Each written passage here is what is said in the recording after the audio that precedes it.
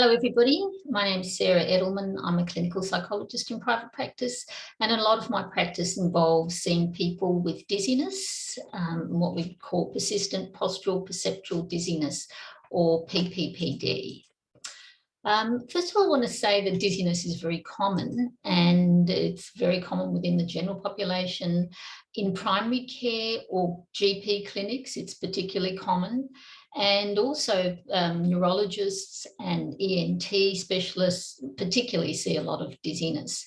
And there are many different causes, many different reasons why people get dizzy at various times in their lives. One of the common associations is with anxiety, and we know that there is a two-way relationship between anxiety and dizziness. So people who already have pre-existing anxiety are more likely to develop long-term dizziness following a triggering event, and we'll talk about some of those events shortly. But in addition, many patients who have neuro-ontological conditions like benign positional vertigo or vestibular migraines or central nervous system conditions, so they actually have conditions that may cause vertigo at various times, also have a lot of anxiety. So PPPD is one of the most common causes of dizziness in neuro-ontological centres, and there's research that has shown that it's one of the most common reasons why people come to see an ENT specialist. It accounts for about 15 to 20% of all patient presentations. So it's one of the most common reasons why people experience dizziness. So just a little bit about PPPD. This is a relatively newly defined disorder. I mean, it's been around, of course, forever, but it used to be poorly understood. And the first time it was actually described in the research literature was in 1994, where it was called phobic postural vertigo, and it was described as a condition that seemed to affect some people, and there was no obvious physiological underpinning.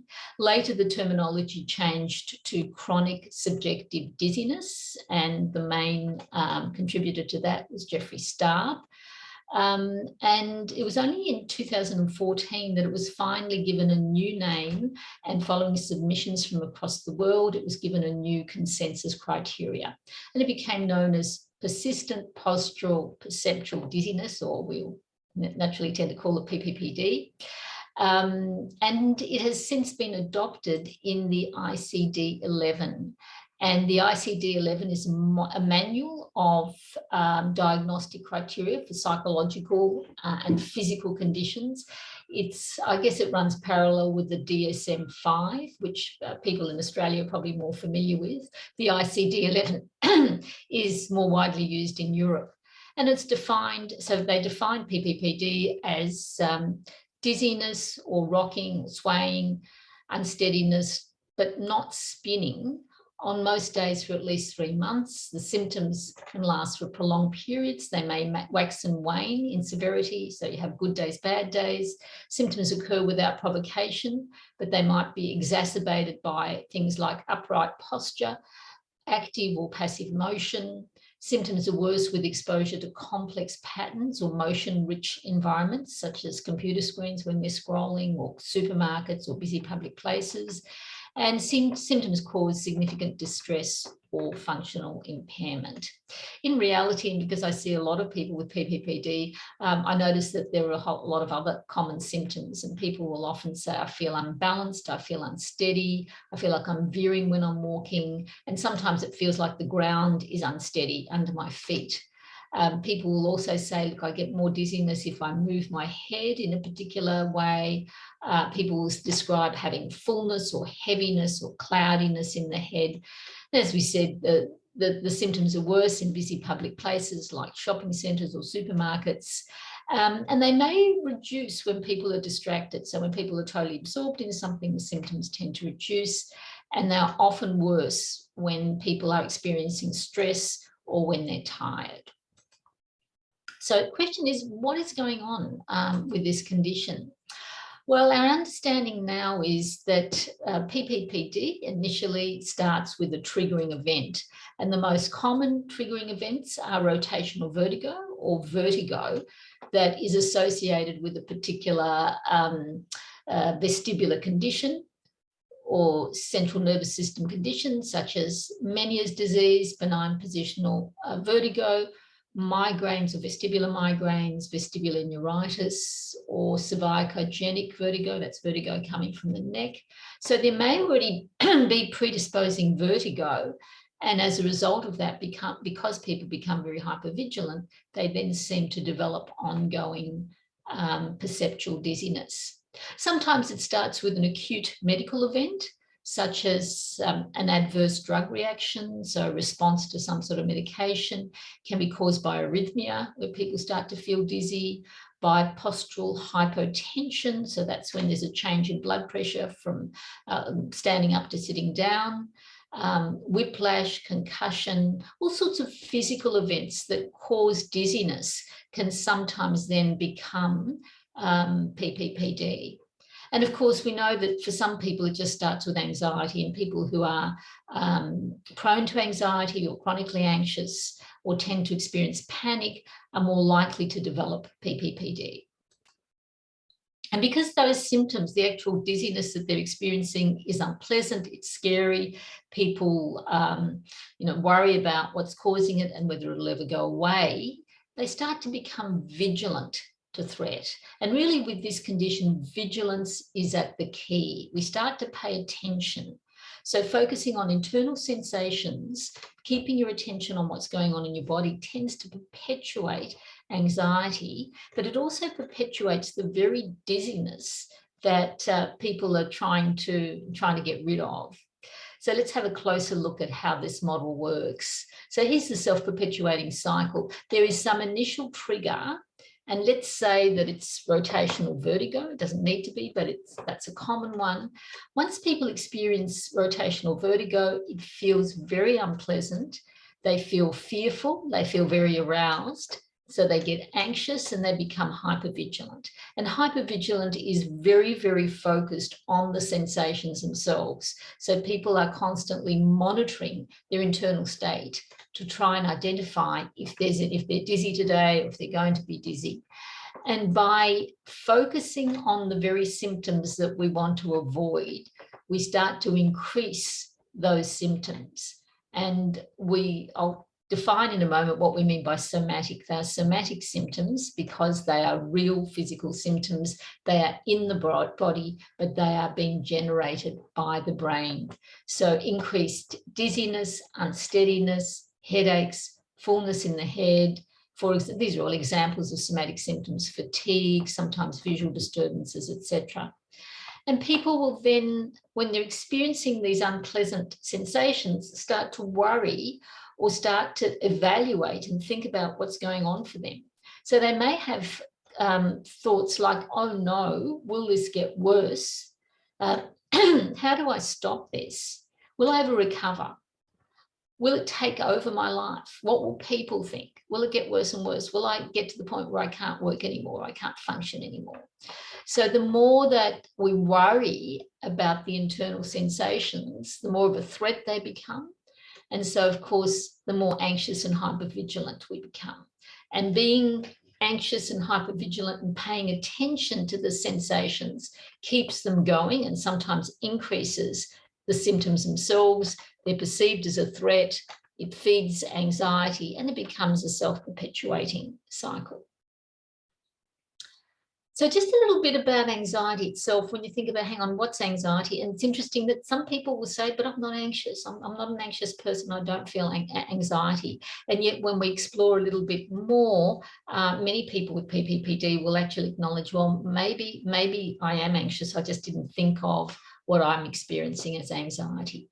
So in simple terms, anxiety is a response to perception of threat. We feel anxious when we feel that there is some threat or we feel unsafe in some way. And the limbic system, which is a number of structures within the brain, are telling us that we're unsafe, or there's a sort of a danger signal, something bad could happen. And anxiety is very much a physical response. As soon as we feel anxious, we are immediately mobilized for action. Our body prepares. and it can prepare in two ways. One is if threat feels immediate, we go straight into fight or flight response. And that is a high level of arousal. And we'll have a look at that in a moment. But if threat is not immediate, but it's ongoing, we have a constant feeling of being unsafe, although we're not sort of fearful that something's going to happen in our immediate, imminent future, we tend to develop a vigilance response. And I'll explain the difference between those two now. So first of all, when our brain perceives threat, when we perceive that something bad might happen, the amygdala sounds the alarm. And the amygdala is a little structure on either side of our brain. It's an almond-shaped structure. It's behind the eye, so the eye is just here. This is our forehead here. And the amygdala is like a smoke detector. It is constantly vigilant, constantly monitoring for threat. And when it perceives that there is danger, when it perceives that something bad could happen, it activates a lot of neural activity. There's lots of activation within the amygdala, and there is an immediate electrical impulse that goes through the spinal cord to the adrenal glands. The adrenal glands start to release adrenaline, and there's all sorts of other physical changes. But over time as well, if threat feels ongoing, the amygdala also, of course, releases various corticosteroids. So we're actually producing more adrenaline in the longer term, and also other stress hormones, which keep us in that vigilant state. So let's have a look, first of all, at the fight or flight response. This is when we are in a perception of immediate threat, when you feel very anxious and the anxiety is acute and immediate. We get that adrenaline release, and we get all the physical symptoms that I'm sure many of you are familiar with. We breathe faster, we sweat, our heart rate goes up, our blood pressure goes up, our muscles become tense, and we're all mobilized for action. But that fight or flight response doesn't last that long. It typically might last for 5 or 6 minutes. It may last for 20 minutes, but it's not a long-term constant state. If we feel unsafe in the longer term, we tend to get a vigilance response. And it's almost like part of our brain is saying, don't relax too much, you're not safe. And so we start to feel, sometimes people describe it as feeling nervous or finding it hard to relax. It's almost like, it's probably about halfway to the fight or flight response. So we're not in the full fight or flight, but we're mobilized for action, we're tense, we're ready for action. And that vigilance response is like something going on in the back of the mind. So you may not be thinking about the dizziness at all consciously, but it's like in the back of your mind, there is a perception that there's an unresolved threat. So it feels like it's not completely safe to relax because something bad could happen. I need to stay vigilant. I need to pay attention to threat. And when our brain tells us that we need to be on high alert, or that we need to be vigilant to threats, we typically experience various somatic symptoms. And somatic symptoms are real physical symptoms. They're in the body, but they are caused by amygdala activation or vigilance or fight or flight response. So they're in the body from the brain. And the most common, or some of the most common somatic symptoms include things like dizziness, wobbly legs, heat surges, neck pain, headaches, and many people with dizziness also have headaches or sometimes migraines, feelings of being nervy, so sort of feeling aroused, butterflies, difficulty breathing. Sometimes fatigue is one of the most common symptoms. So people with dizziness often complain about fatigue, diarrhea, tremor, twitches, disturbed sleep, feelings of chest tightness or chest pain, nausea, feelings of dissociation, tightness in the throat, tooth grinding, and TMJ pain in the jaw. So there's some of the common somatic symptoms when we feel, particularly when we feel this ongoing sense of something bad could happen. It's not quite safe to relax. So the question is, if we're experiencing all these unpleasant physical symptoms, what sort of things can help us to reduce anxiety and also to reduce some of the somatic symptoms? Well, some of the information I'm going to talk about is based on a randomized controlled trial that I conducted with Alison Marnie from St Vincent's Anxiety Disorders Unit and Philip Cramer, neurologist. And we looked at just a 3-session treatment for people with dizziness. And at the end of the 3 sessions, basically cognitive behavior therapy, and I'll describe what we did, we found that the dizziness and other physical symptoms decreased on a scale which we call the Dizziness Symptoms Inventory. Disability also reduced, so people were able to be more functional, they were able to do more, and they dropped safety avoidance behaviours and safety behaviours. And a follow-up study that was done 6 months later found that people still had those benefits. So it seemed to produce an enduring reduction in dizziness as well as improvement in functioning. So what did we do? Okay, so components of the therapy, first of all, psychoeducation. And I think with PPPD, a lot of the worry and anxiety comes from not really understanding what it is and worrying about the potential effects of it.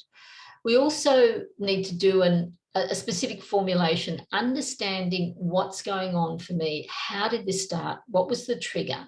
What am I doing within my own mind that is actually perpetuating these symptoms? And what sort of things can I do to change the way I feel? We got people to do exposure to some of the situations that they were avoiding, but also to some of the sensations that they were fearful of. And that included what we called surf the symptoms.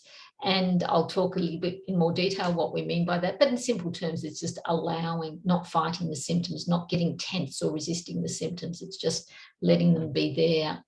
And generally mindful awareness, just noticing more of what's going on in your mind as it's happening, becoming more aware of things like rumination, overthinking, overanalyzing, and changing the way that we think. And finally, just setting up meaningful goals, just recognizing that, okay, you know, let your body do what it needs to do, but just stay focused on what's important, work out what's important, and follow up on that. So one of the first things we want to do is try and reduce the threat perceptions, because remember, anxiety is about perception of threat, and it's those threat perceptions that keep us very focused on internal sensations and therefore maintain that self-perpetuating cycle. So one of the things that we find is helpful is information and education about PPPD. And there is, we have a lot more information and understanding. And for some people, it's just a relief to know that it is a condition that is diagnosed, it's common, it's harmless, and just understanding how it works. So in the study that we used, we had an information flyer. I can make this information flyer available for anyone who watches this video, but let me say there'll probably be nothing more than what you'll get from this video, but by all means, it can be useful. I think you can even Google PPPD, and if you add my name and information flyer, it'll come up on Google as well. And one of the important things when we're reducing threat perceptions is to distinguish PPPD from rotational vertigo, because sometimes people who have neurological or ENT type conditions, vestibular conditions that cause vertigo, they sort of feel like if they're getting dizziness, it means they're going to get a vertigo attack. And in fact, they are two separate things. So vertigo is very often caused by something vestibular in the inner ear, or it may be central nervous system, whereas the dizziness or PPPD is really more to do with limbic system or the brain. So getting vertigo getting dizzy does not mean that you're going to have vertigo. And sometimes just reassuring people that they're two separate things. One may be caused by the vestibular system, the other is caused by anxiety. Just helps people to be a little bit less fearful when they do experience particularly more severe dizziness. I mean, with the severe dizziness, it is unpleasant, but the worst thing that can happen is it feels unpleasant. It's not going to create vertigo, and it's not going to create any serious medical conditions. We also remind people to try and reduce or even avoid safety behaviours. And with all anxiety conditions, it's the things that we do to try and make ourselves safe that become a major part of the problem. So the sort of things that we might do is avoidance. You might find that you avoid going out, you reduce social activity, you avoid going to public places, you avoid shopping, you avoid driving. And also you're repeatedly checking and monitoring your symptoms. So that's you're using your mind to do that. So we call it cognitive safety behavior. You're constantly evaluating, checking, monitoring. How am I feeling right now? Is it still there? And even if you're not monitoring it, in the back of your mind, there's this sort of need to constantly focus on it. And of course, that is ultimately unhelpful. Some people keep getting repeated medical tests. They spend a lot of time Googling symptoms, wondering if there's something else that might be going on. Some people restrict their head movements and are very cautious about how they move. And the problem with safety behaviours are twofold. Number one is that they just limit lifestyle and impair quality of life. So when you stop doing things, it means that your level of functioning is substantially reduced. But perhaps the more serious problem is that it reinforces threat perceptions. You never get the chance to learn over time that you can cope and therefore to diminish the anxiety. So the problem is safety behaviours perpetuate anxiety, and they also therefore perpetuate somatic symptoms. So our goal when we're looking at treatment is to try and increase exposure to things that you're avoiding or trying to reduce, but also at the same time to create distraction. So here are some exposure exercises, and they can be graded. So rather than sort of just jumping into the deep end, you might just do things like a daily walk or some physical exercise. You might increase your social activity. You might go to the supermarket for a short period of time. You might go to public places, like use public transport, cafes, shopping malls, going to the cinema. And on each of the occasions, you allow yourself to just experience the symptoms or surf the symptoms and then just distract your attention. So letting your body do what it needs to do, but then switching your attention. So here's a little bit about what we mean when we talk about surfing the symptoms. So surf the symptoms. So the metaphor is rather than thrashing against the waves, what you do when you surf the symptoms is you let the waves carry you. You go, you just let yourself glide. Like surfing a wave, you go with the wave. And that means in your internal state, you don't try to stop the symptoms, you don't resist the symptoms, you don't tense up in expectation of the symptoms, you just drop the resistance. So think about terms like surrender, just surrender. Or just allow your body to do whatever it needs to do. Just let your body do it and relax into the discomfort. So rather than trying to stop it and internally brace yourself for something that's unpleasant, see if you can actually almost go inside that feeling, just completely surrender. Just let your body do what it needs to do. No trying, no striving, no resistance. Relax into the discomfort.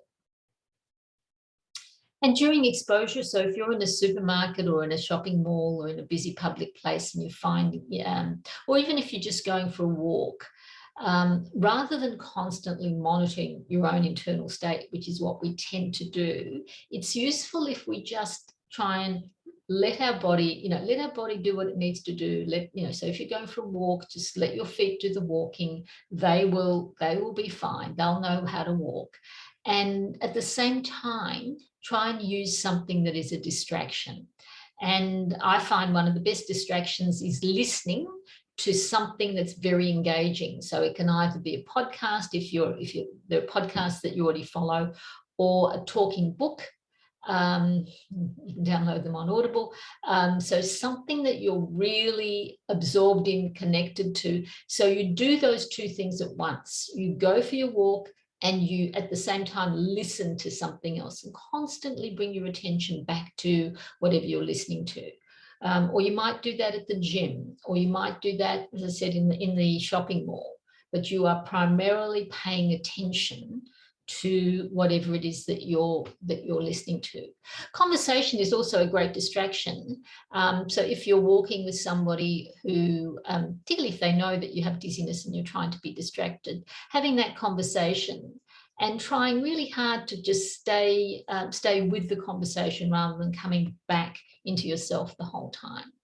And sometimes just engaging in a cognitive task while you're doing something that is, while you're in an environment that is perhaps challenging, or while you're walking, engaging in cognitive tasks like what did I have for dinner yesterday, the day before, the day before?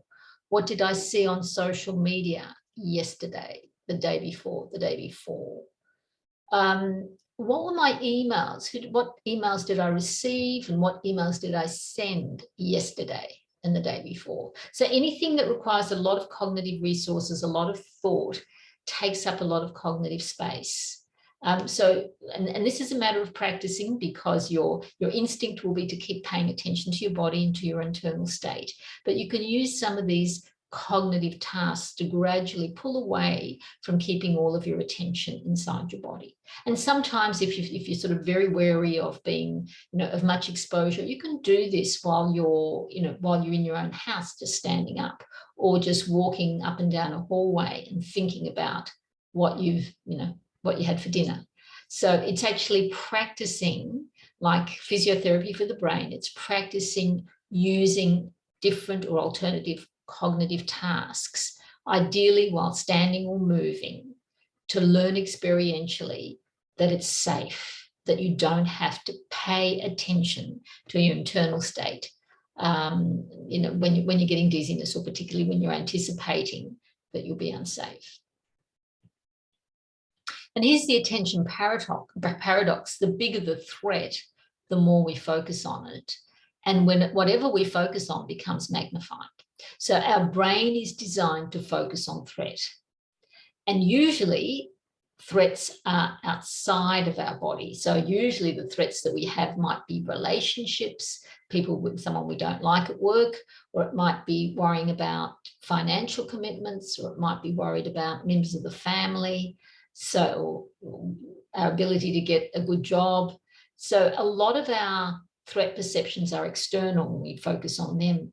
But with this physical condition, the threat is inside our own body. And whenever you keep focusing on what you're experiencing inside your own body, you actually magnify the sensations. It actually, the sensations grow, and so does the threat. And so strategies that are aimed at terminating threat extend them further. In other words, the sort of things that we do to try and make ourselves safe, like overthinking, overanalyzing, worrying, ruminating, using our mind to try and examine the situation or explore the situation from every angle. Those strategies actually create a bigger problem, because they magnify, they keep us internally focused, and they magnify the sensations. So our job with PPPD is learn to take our attention away from what's going on inside our body, even if we're experiencing dizziness, learning to relax into that discomfort and switching our attention to the external world. But typically, when people get sort of absorbed in their own physical sensation, a lot of their thinking becomes rumination, overthinking, and overanalyzing. And you may be having thoughts like, why is this happening? What will today be like? Will I get dizzy when I stand up? And will other people notice? why did that happen just now? You know, why did I just get that dizziness just now? These are the sort of classic analyzing questions that people are asking themselves. Why do I feel dizzy when I'm not anxious? So what's causing this? Is it definitely anxiety? Because I don't think I'm anxious at the moment. So why am I dizzy right now? Is it going to get worse? Is my dizziness going to make it, you know, impossible for me to function? Now, this is a new symptom. This time it feels different. So last time maybe that was anxiety, but this time I'm getting some, you know, some new symptoms.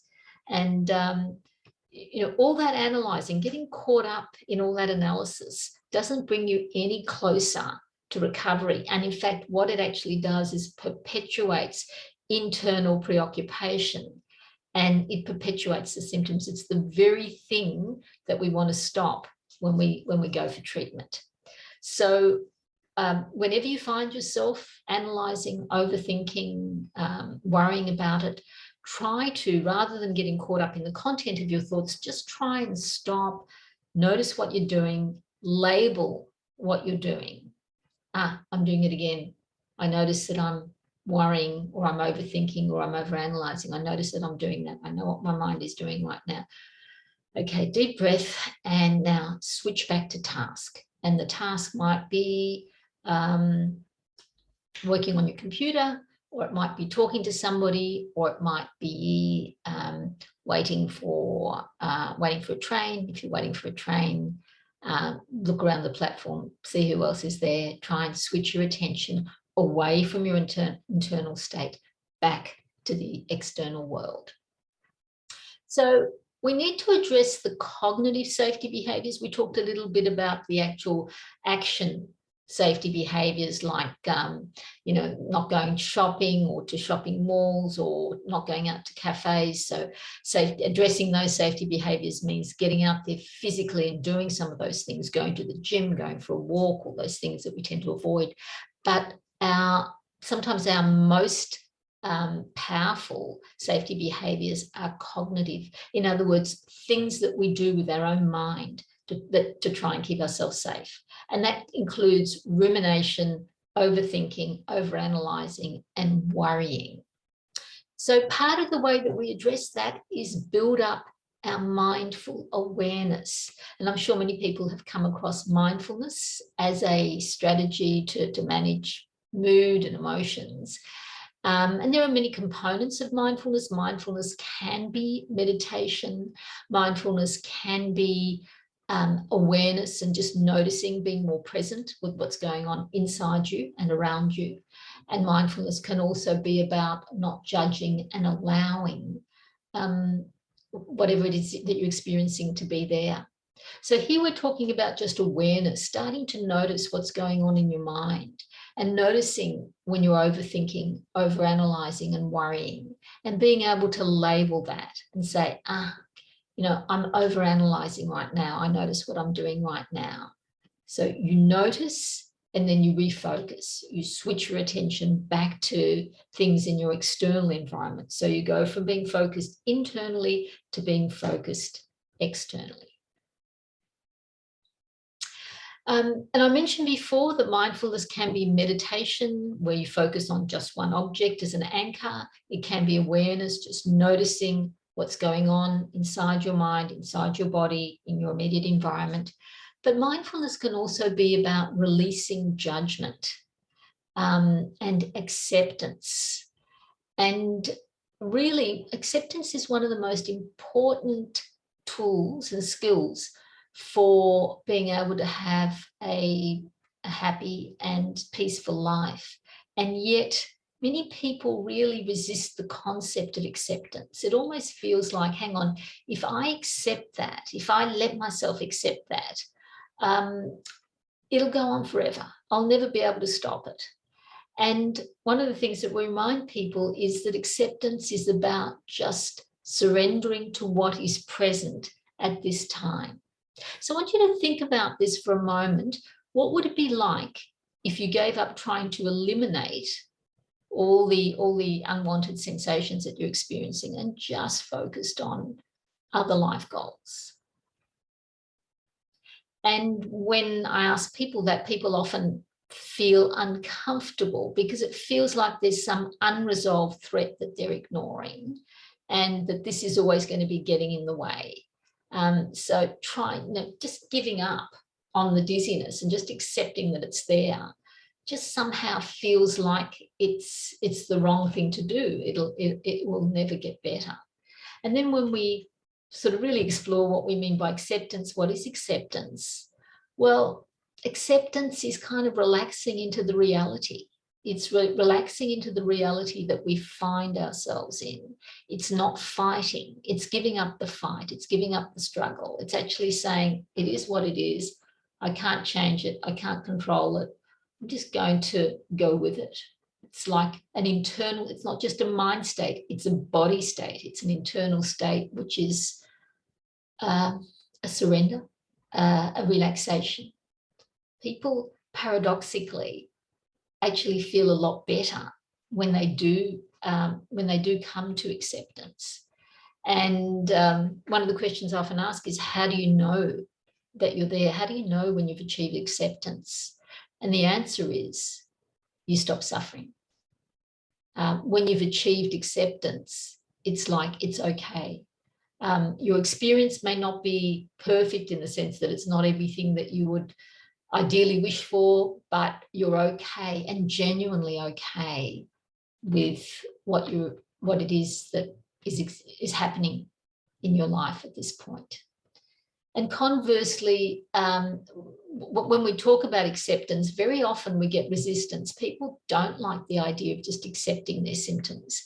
And when we explore why not, why is it so hard to kind of just relax into the fact that, okay, you're experiencing these symptoms?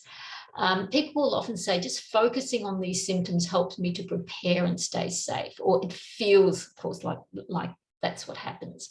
Or they might just say, it's just dangerous to relax or ignore my symptoms. If I ignore these symptoms, they'll get worse, or I'll miss something important, or, I might have some serious medical event. Or they might say, if I accept these symptoms, I'll suffer forever.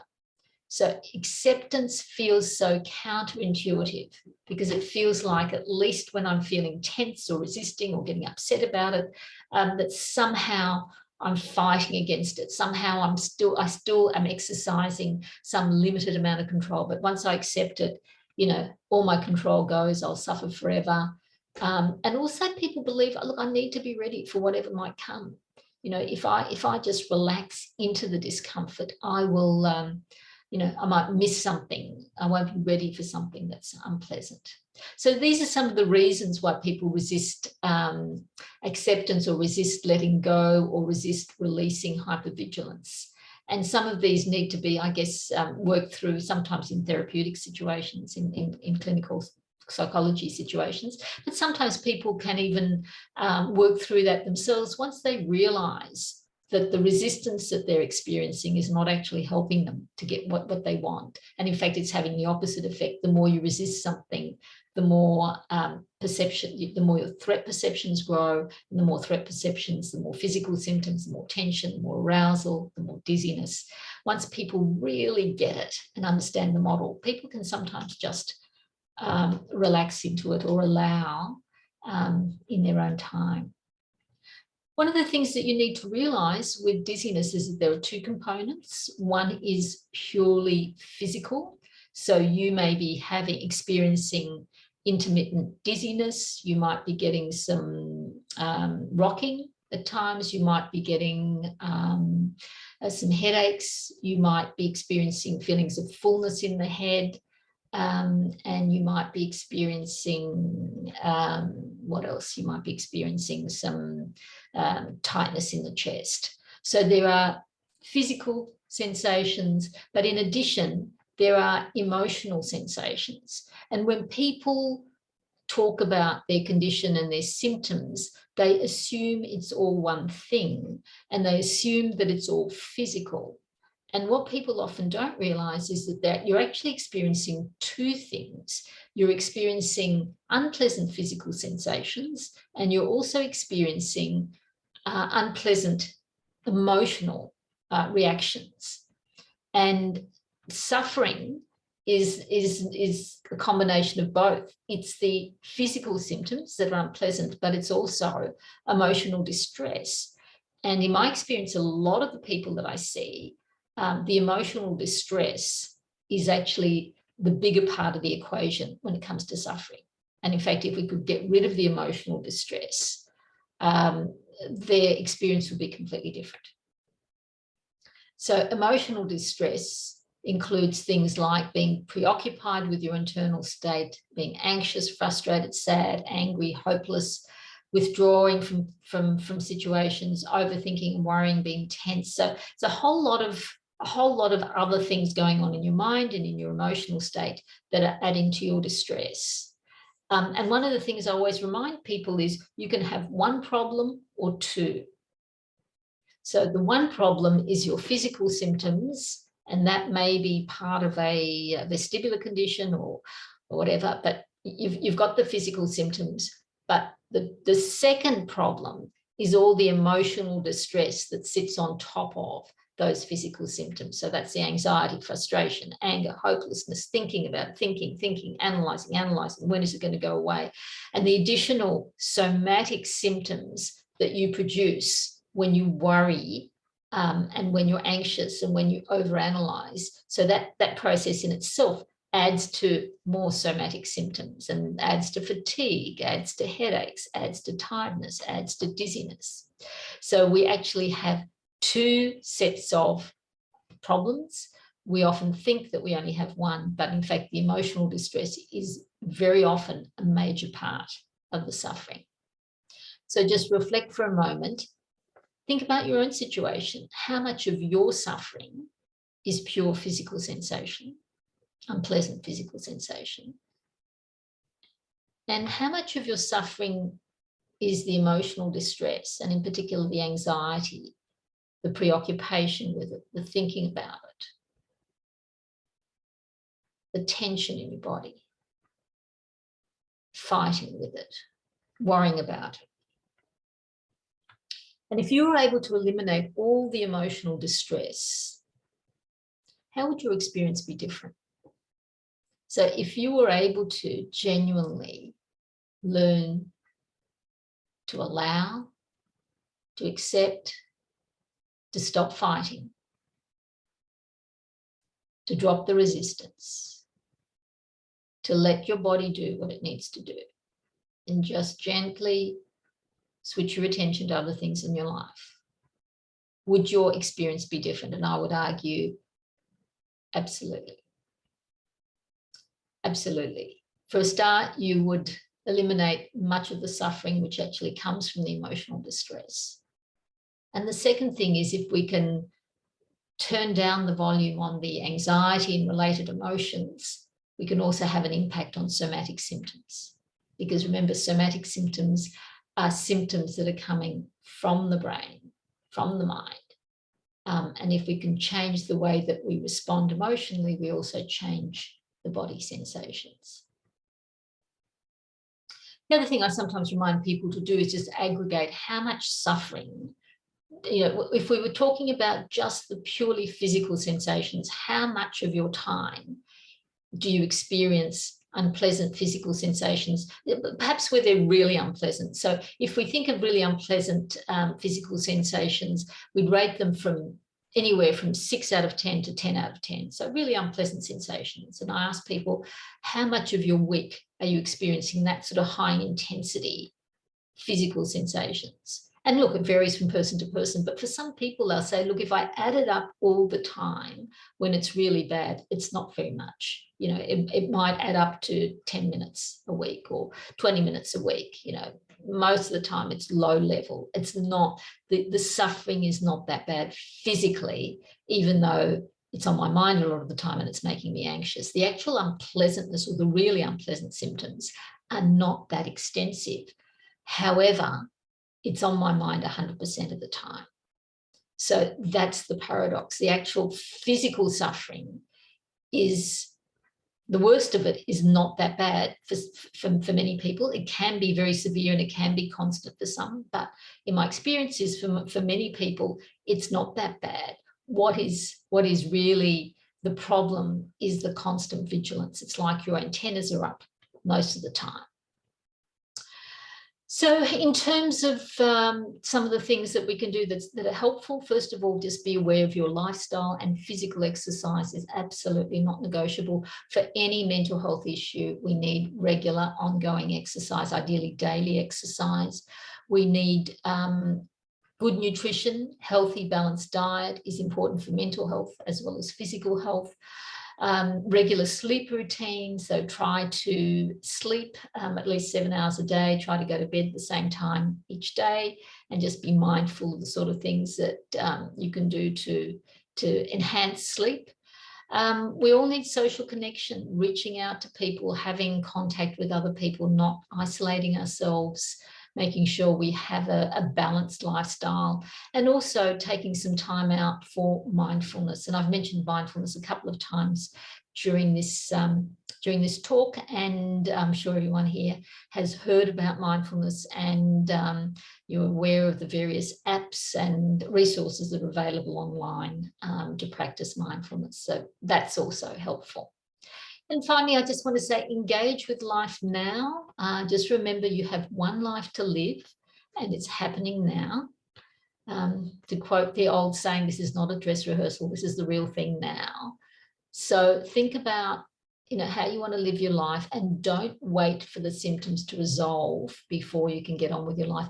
Get on with your life even when you have the symptoms. Get on with your life now. Think about what's important to you. Think about things that are meaningful, deep in your heart. What do you want your life to be about?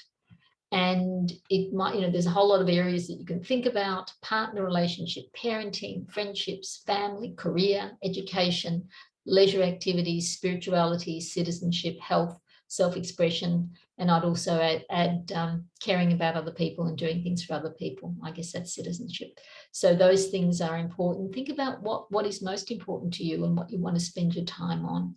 So identify meaningful life goals and engage with those goals, and don't keep waiting for the symptoms to resolve before you can do any of those things. Do it now. And just the last thing I want to mention is medication. And the question is, can medication help? Yes, absolutely. And in fact, about 2/3 of people who take antidepressant medication, most commonly SSRIs, but there are various types of antidepressant medication. There are also SNRIs, serotonin norepinephrine reuptake inhibitors, are also helpful, and tricyclic antidepressant medications. And the studies showed that 2/3 of people get substantial reductions in symptoms when they take medication, and about 1/3 drop out or stop taking. And that's either because they're not getting any benefits, and some people just don't respond, or they're getting side effects which they don't like. But medication can be helpful, especially when you feel like you've done everything, and it's still getting frustrated and still not helping. At some point, I think it can be really helpful to consider antidepressant medication. And even though it's called antidepressant, it's really anti-anxiety. So don't think that you have to be depressed in order to take antidepressant medication. It's actually, it works on anxiety as well. And if you want to read any further about managing emotions or managing anxiety and worry, a couple of books that I've written that may be of interest to you. One is Change Your Thinking, 3rd edition, that really deals with managing emotions, and No Worries is specifically about managing anxiety and worry using cognitive behavior therapy. So they're available in all good bookstores and online.